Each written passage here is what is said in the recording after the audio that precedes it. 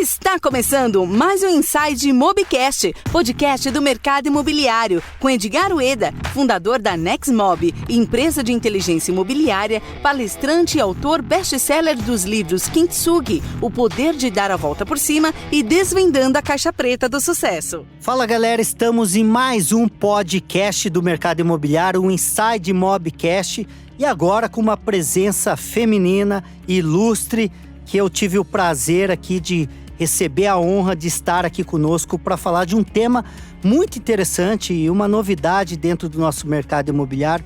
Chay, seja bem-vinda aqui. Espero que esse bate-papo aqui seja de muito conteúdo, que eu tenho total certeza. Te conhecendo, eu já sei que vai ser um conteúdo de valor.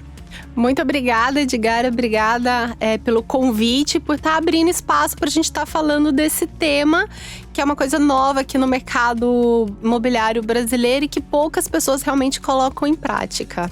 Que bacana. Então já quero falar o que nós vamos tratar aqui desse termo até um pouco meio complicado de falar. Home stage, é assim que fala, Chay? Isso mesmo.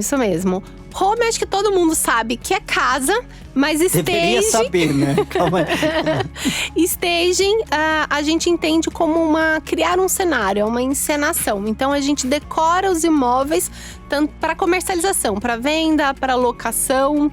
Quando você vai vender um carro, o que você faz? No mínimo lava, trata com carinho, se tiver um amassadinho você reforma, né? Isso, passa também um cheirinho. Também deveria de ser assim, né? Passa um pretinho nas rodas para vender. Quando a gente vai vender um imóvel, principalmente imóveis de terceiros, praticamente ninguém faz nada. Não faz. Você entra nos portais, você rola páginas e páginas, qual que é o panorama que a gente tem? Louça suja em cima da pia, toalha pendurada no banheiro. Roupa íntima, mostra. Exatamente, tem cada uma que você fica horrorizado. Então, homestaging é um termo que foi criado nos Estados Unidos, exatamente pra gente melhorar… Então essa prática surgiu lá. Isso, surgiu nos Estados Unidos.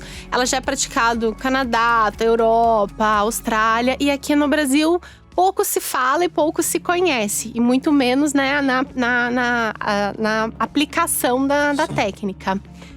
E só para complementar, eu sou designer de interiores. Então, tem 15 anos que eu trabalho aí na área de projetos e reformas. Sim. E aí, desde 2015, eu venho olhando para o mercado imobiliário e vendo essa lacuna.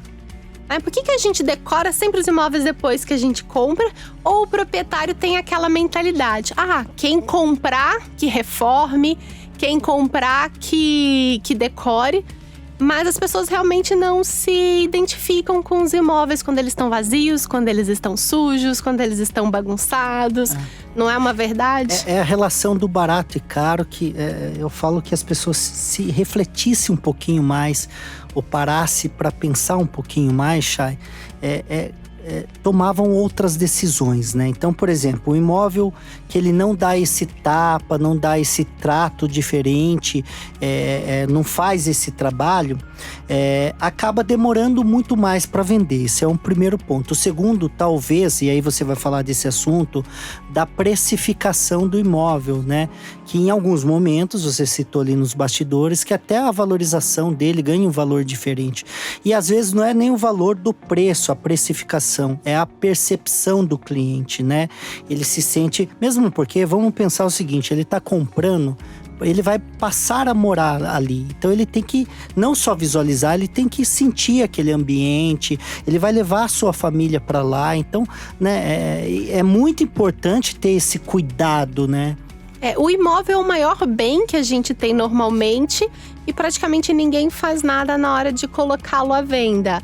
Como se fosse uma vitrine de uma loja. Você vai colocar uma roupa amassada, suja… Não vai, você vai colocar a melhor roupa, com a melhor iluminação. E quando a gente vai vender um imóvel, a gente precisa preparar. E muitas vezes, Edgar, isso não envolve um custo muito alto. Se a pessoa mora no imóvel, tem algumas atitudes simples que ela mesma pode fazer, que ela pode implementar para estar melhorando o aspecto. Eu tenho vários corretores que me seguem, que consomem meus conteúdos, que chegam para mim e falam: Chay, eu fiz uma listinha das coisas. A hora que o meu cliente chega para falar, eu quero vender meu imóvel, eu já converso com ele e falo, olha, eu preciso que você faça isso, isso e isso, que o imóvel esteja assim, dessa forma. E o cliente percebe valor, porque você está ajudando ele, você está orientando ele como um consultor. Sim. E não simplesmente indo lá, tirando foto e subindo nos portais, esperando um cliente cair do céu. Então, essa orientação para o proprietário é muito válida. Porque quantas vezes a gente muda de imóvel, né? A gente compra e vende ao longo da vida aqui no Brasil. É muito pouco, é menos de 2 vezes na vida, né? Pela média. Então, a gente não tem essa prática, a gente não faz isso todo dia. Então, você tem um corretor que pode auxiliar esse cliente no que ele precisa fazer, é muito importante o cliente ver, sim, valor nesse trabalho. Show de bola. E que momento que você tomou? A gente já vai falar mais dessa técnica, galera. Segura aí que tem muito conteúdo aqui pra gente discutir. Mas como que você tomou essa decisão de especificamente nessa área, ou trazer pro Brasil, ou ajudar a propagar essa prática, né? Foi uma necessidade sua? Foi uma visão de oportunidade? Eu acho que tem um pouco das duas coisas. Eu sou designer de interiores, como falei, então trabalhei muito com projetos, reformas, pegava apartamento que o cliente comprava, já tinha, sei lá, um prédio tinha 40 anos, a gente reformava inteiro. E com a crise em 2015, eu acho que todo mundo precisou se reinventar e começar a procurar novos mercados. E eu vi no mercado imobiliário, na questão de preparar esse imóvel antes, né, do cliente comprar, como uma super oportunidade. E aí eu fui desenvolvendo, trabalhando, prestando consultorias, realizando alguns trabalhos. E as pessoas perguntavam, né, os meus amigos, principalmente da área de arquitetura e design, o que eu estava fazendo. E eu falava do homestaging e ninguém conhecia. Quando eu chegava numa imobiliária para falar do trabalho, também ninguém conhecia o que era o termo. Então, eu comecei a divulgar isso nas redes sociais e através de palestras. E foi crescendo muito. Então, hoje a gente acaba dando bastante palestra em eventos, participando de podcast como o seu, para divulgar. Quanto mais pessoas souberem que existe essa técnica e que ela realmente ajuda e que funciona no Brasil… Porque o brasileiro tem muito aquilo, funciona lá fora, será que aqui funciona? É que nem São Tomé, só acredita vendo, né? E a gente já provou que funciona. Imóveis que estavam parados há mais de 1 ano foram vendidos em 30, 40, 50 dias. Eu tenho um case de um imóvel que a gente fez, um homestaging, ele estava uns 2 meses no mercado só. A gente fez num dia, no dia seguinte, a primeira pessoa que entrou já fez proposta e já comprou o apartamento. Conta um pouquinho como que é esse processo do começo ao fim. Um cliente decidiu falar, quero que você faça isso na minha casa. Você começa por onde, tal, os resultados. Um case, pode escolher um deles. Legal. Também eu queria falar que dentro do meu blog, que é o Shae, que é shae.com.br, eu trago esses cases com fotos, com vídeos, com cliente mesmo falando, olha, eu fiz isso e deu tal resultado. Então, quem quiser entender um pouquinho mais, ver fotos, tem tudo lá no blog. Galera, é o seguinte, segue nas redes sociais. Você tá como nas redes sociais? Shae Homestaging. Então, lá no seu blog tem, as pessoas podem procurar e entender um pouquinho mais esse movimento. Mas vamos citar aqui um case só para que a nossa audiência que conheça um pouquinho mais do seu trabalho. Então, primeira coisa, o cliente chega até mim porque ele quer realmente acelerar a venda do imóvel dele e ele entende o homestaging como um investimento e não como um gasto. Que bacana. Eu acho menos que essa pior, né? Essa é a primeira visão que a gente tem que ter. Um imóvel fechado… Você pode falar valor, Chay? Quanto que custa? Posso sim. Não só seu serviço, porque às vezes tem que adquirir alguns elementos para deixar mais bonito, né? Depois você passa, sei lá, média de quanto que ele investiria para analisar custo-benefício. Perfeito. Mas vamos lá. Então, assim, a primeira coisa que a gente tem que ter em mente é que isso é um investimento. Um imóvel parado durante 1 ano. Quanto o cliente já não está perdendo com esse dinheiro que poderia estar investido, rendendo ali. O custo do dinheiro, né? Além de pagar condomínio, IPTU e todo o desgaste. Então, isso tem que ser levado em consideração. O brasileiro está começando a entender sobre investimentos há pouquíssimo tempo. Então, isso, a hora que a pessoa coloca na ponta do lápis, ele fala, eu vou fazer um investimento. E o investimento em homestaging, ele varia em torno de 1 a 3% do valor do imóvel. Que legal. Se o imóvel, a pessoa mora no imóvel, esse custo pode ser bem menor ainda, tá? Por quê? Porque quando a gente fala de homestage, o imóvel ele tem que estar todo mobiliado e decorado. Tá. Se não tiver, tem esse custo da mobília. Se a pessoa não… Se o imóvel tá vazio, você vai ter que mobiliar. Então, varia em torno de 1 a 3% esse processo. Tá. E se a pessoa mora, basicamente ela vai precisar comprar alguns acessórios, uma roupa de cama branca, que é importante. Deixar mais clean. Porque traz mais claridade, deixa o espaço mais amplo, parece mais limpo, né? Deixar sempre a louça muito bem guardada, organizada, as bancadas brilhando, né? Gente, limpeza é um item essencial que muitas vezes passa batido. Eu já tive várias pessoas que falam, Shaeli, eu encontrei o imóvel que eu queria, no preço que eu queria, a planta era legal, mas a hora que eu entrei, o imóvel tava sujo. Eu entrei no banheiro, me deu um nojo, que eu fui embora, eu nem queria mais voltar. Gera um mal-estar, né? Então, assim, limpeza é uma coisa essencial que também, muitas vezes, a pessoa negligencia. Então, quando a gente fala de imóvel com morador, então, às vezes o custo é muito mais baixo. Fazer fotos profissionais que ajudam. Quando tem criança, deixar os brinquedos da criança só no quarto dela, não espalhados pela casa inteira. E também ter o cuidado na hora de receber.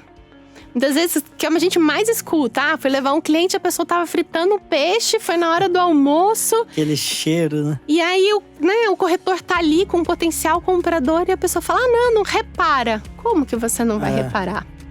Então, outro item que é muito importante, que eu digo a gente tem pouquíssimos segundos para fazer com que a pessoa realmente, causar essa primeira impressão. E a partir do momento que você tem uma impressão positiva, ela vai começar a racionalizar positivamente todo o imóvel.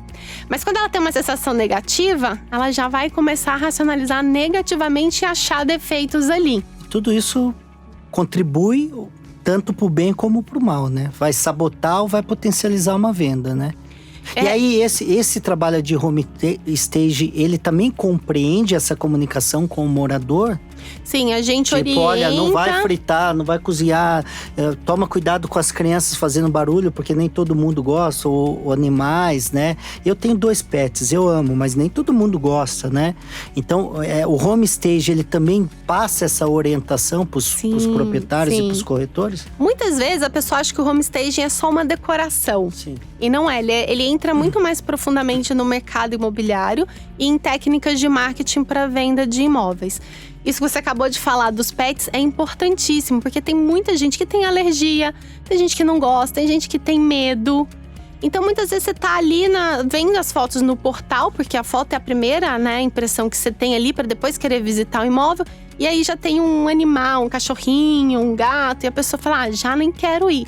Então, a gente toma todo esse cuidado e a gente orienta, sim, o cliente no que ele deve fazer, como ele deve se portar.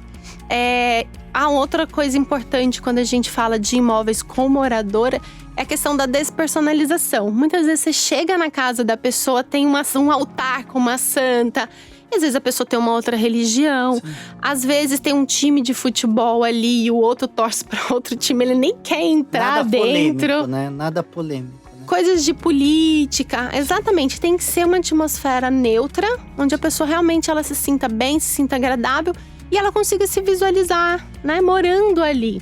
Então tem muito casal que, casa, aí pega aquela foto do casamento e coloca em cima da cama. Não, fora que na parede, né? Já vi plotagem na parede. Também, já vi.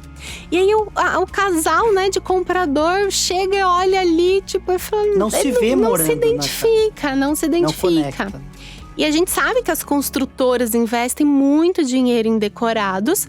As pessoas vão até os decorados, compram, porque elas se encantam ali com toda aquela demonstração, se imaginam morando ali. E é muito engraçado que quando elas pegam a chave e entram no apartamento… Ela assusta, fala, meu Deus, não vai caber nada, é totalmente diferente. Os revestimentos são diferentes, tudo é diferente.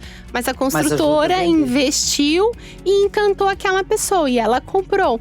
A mesma coisa a gente faz com os imóveis de terceiros, esse tipo de trabalho. E é só fazer um adendo aí, que não tem nenhum tipo de enganação, né? Muito importante os nossos ouvintes, ela coloca um plus a mais, ela valoriza aquele ambiente que é o decorado, né? Então, de repente, se está entregue no contrapiso, ela mostra que pode ser entregue, o comprador pode fazer um revestimento com aquele porcelanato X, aquele mármore assim, aquele granito Y. Te dá opções. Né? Te dá opções e as pessoas, né? Os canais sensoriais comem com o olhar, né? Então, você entra naquele ambiente, você sente vontade de morar nele, faz todo sentido.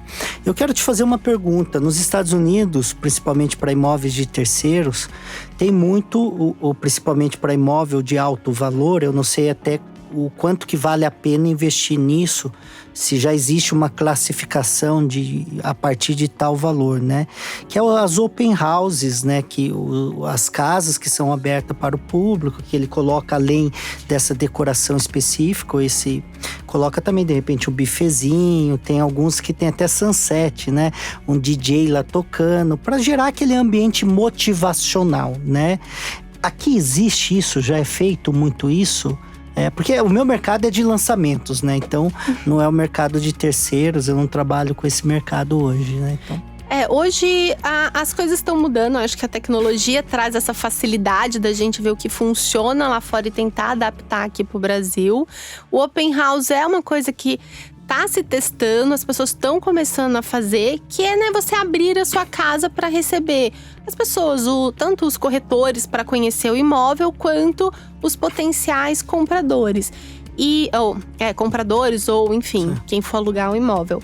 Já tá tendo ótimos resultados, mas é tudo uma estratégia. Então, você começa com a preparação do imóvel, que é onde entra o home staging, e depois essa técnica realmente de divulgação.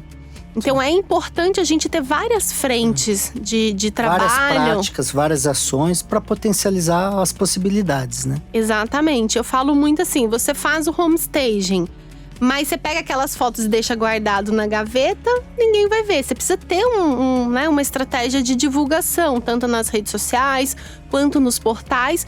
E o Open House, ele é mais uma ferramenta de marketing para ajudar a vender.